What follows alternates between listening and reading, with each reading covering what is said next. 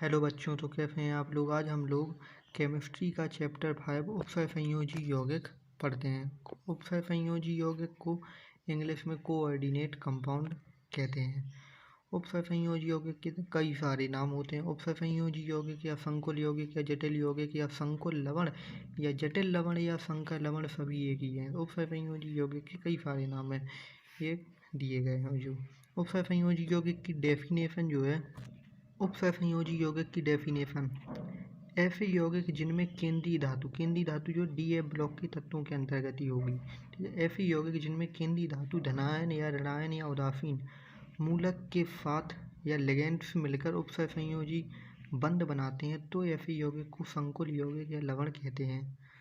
जैसे K4 बड़ा कोष्टक FeCN का होल 6 कोष्टक बंद। Fe जो है ये हमारी केंद्रीय धातु होती है, और CN ये हमारा लिगेंड्स होता है। CN ये मोनोडेंटेट्स लिगेंड्स है। मैं अगली वीडियो बनाऊंगा, उसमें आप लोग लिगेंड्स पढ़ लीजिएगा। संकुल लवण की विशेषताएं। संकुल लवण को बड़े कोष्टक से प्रदर्शित कहते हैं। जैसे कि हमने यहाँ पढ़ा हुआ था इसकी विशेषता डेफिनेशन में कि K4 बड़ा कोष्टक जहाँ भी होगा समझ लीजिए वो संकुल लवण है। संकुल लवण यानी कि उपसहसंयोजी यौगिक है। संकुल में बड़े कोष्टक में उपस्थित धातु को केंद्रीय धातु कहते हैं। कोष्टक में उपस्थित धातु ये है Fe को केंद्रीय धातु कहते हैं। केंद्रीय धातु से जुड़े हुए लिगेंड्स कहलाते हैं, जो इलेक्ट्रॉन युग्म दाता होने के कारण लुईस वेव होते हैं। केंद्रीय धातु ये जुड़ी हुई CN क्या है, लिगेंड्स हमारा। संकुल लवण में केंद्रीय धातु इलेक्ट्रॉन युग्म ग्राही होने के कारण लुईस एसिड भी कहलाती है। संकुल लवण की कुछ विशेषताएं दी गई हुई हैं। इसके बाद हम लोग चलते हैं, इसी में मैं ऐसा करता हूँ कि इसी में लिगेंड्स को भी ऐड कर देता हूँ। चलिए लिगेंड्स की परिभाषा पढ़ते हैं। लिगेंड्स क्या होता है। लिगेंड्स को हिंदी में दंतुक कहते हैं। वे धनायन ऋणायन या उदासीन अणु जिनमें कम से कम एक परमाणु इलेक्ट्रॉन युग्म दाता होता है, लिगेंड्स या दंतुक कहलाते हैं। लिगेंड्स संकुल यौगिक में केंद्रीय धातु के साथ उपसहसंयोजी बंध बनाते हैं। इसमें हमारा लिगेंड्स क्या होता है, जैसे मैंने आपको बताया था, ये बड़ा कोष्टक इसको प्रदर्शित कहते हैं। जैसे ये हो गया K4 बड़े कोष्टक से उपसहसंयोजी यौगिक को प्रदर्शित कहते हैं। यहाँ हो गया, हमने ले लिया आयरन, और ये बड़ा कोष्टक में साइनाइड भी ले सकते हैं, साइनाइड या क्लोराइड ले लिया। चलिए आप लोग इस बार ठीक है। Cl2 ये जो है, ये इसको हम लोग लिगेंड्स कहते हैं। क्या कहते हैं, लिगेंड्स। चलिए लिगेंड्स का क्लासिफिकेशन, उसका वर्गीकरण देखते हैं। Classification of ligands. लिगेंड्स को दो प्रकार से वर्गीकृत किया जाता है। नंबर 1, आवेश के आधार पर लिगेंड्स का वर्गीकरण। आवेश के आधार पर लिगेंड्स जो है 3 प्रकार के होते हैं। कितने प्रकार के, 3 प्रकार के होते हैं। नंबर 1, धनात्मक लिगेंड्स वे सभी लिगेंड्स जिन पर धनावेश होता है उन्हें धनात्मक लिगेंड्स कहते हैं। इनकी संख्या बहुत कम होती है, जैसे NO+ nitronium, H3O positive hydronium, NH4 positive ammonium, R+ एल्किलियम, ऐसे कई होते हैं।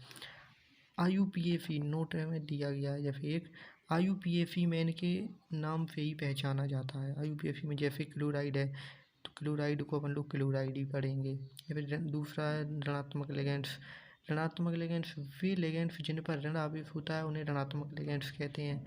इनकी संख्या सबसे अधिक होती है, जैसे क्लोराइड, सल्फाइड, एसीटेट, ETC। ऐसे लिगेंड संख्या में सर्वाधिक होते हैं। ऋणात्मक लिगेंड सबसे अधिक होते हैं। इसके नोट दिया गया हुआ IUPAC में ऋणात्मक लिगेंड्स के नाम के अंत में सफिक्स में O लगा देते हैं।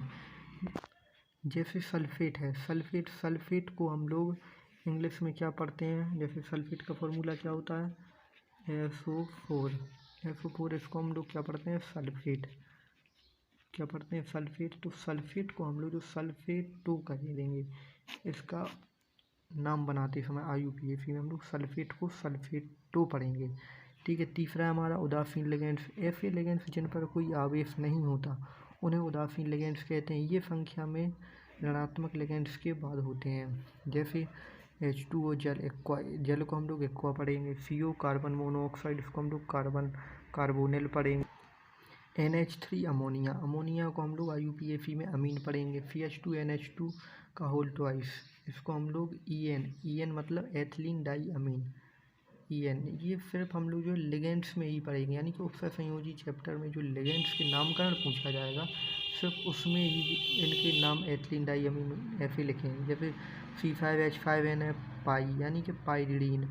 ठीक है, दूसरा हमने पहला पढ़ा था हमने आवेश के आधार पर लिगेंड्स का वर्गीकरण। अब हम दूसरा पढ़ेंगे इलेक्ट्रॉन युग्म। इलेक्ट्रॉन युग्म दाता परमाणु के आधार पर लिगेंड्स का वर्गीकरण। इलेक्ट्रॉन युग्म दाता परमाणु के आधार पर लिगेंड्स जो 6 प्रकार के होते हैं। मोनोडेंटेट लिगेंड्स एक दंतुक, बाइडेंटेट लिगेंड्स द्विदंतुक, ट्राइडेंटेट लिगेंड्स त्रिदंतुक, टेट्राडेंटेट लिगेंड्स चतुर्दंतुक, पेंटाडेंटेट लिगेंड्स पंचदंतुक, हेक्साडेंटेट लिगेंड्स षष्ठदंतुक। ये ऐसे लिगेंड्स जिनमें केवल एक परमाणु इलेक्ट्रॉन युग्म दाता होता है उन्हें एक तंतुक लिगेंड्स कहते हैं। ये धनात्मक ऋणात्मक उदासीन हो सकते हैं, जैसे H2NH3 ये अपना 1 कार्बन का एल्कोहल है, halide, sulphate, amide, cyanide, hydroxide, nitrite और NC-N isonitrite, NO positive nitronium, H3O positive hydronium. दूसरा है हमारा ऐसे लिगेंड्स जिनमें 2 परमाणु इलेक्ट्रॉन युग्म दाता होते हैं उन्हें द्विदंतुक लिगेंड्स कहते हैं। जैसे EN एथिलीन डाइअमीन, इसको हम लोग CH2 NH2 CH2 NH2 भी से भी लिख सकते हैं। जैसे दूसरा है COO- ऑक्सीलेट पढ़ेंगे इसको हम लोग, या इसको C2O4 भी लिख सकते हैं। क्या लिख सकते, या इसको हम लोग क्या लिख सकते हैं, इसको हम लोग C2O4 भी लिख सकते हैं। तो एक ये है CO3-2 कार्बोनेट, ग्लाइफिनेट पढ़ेंगे।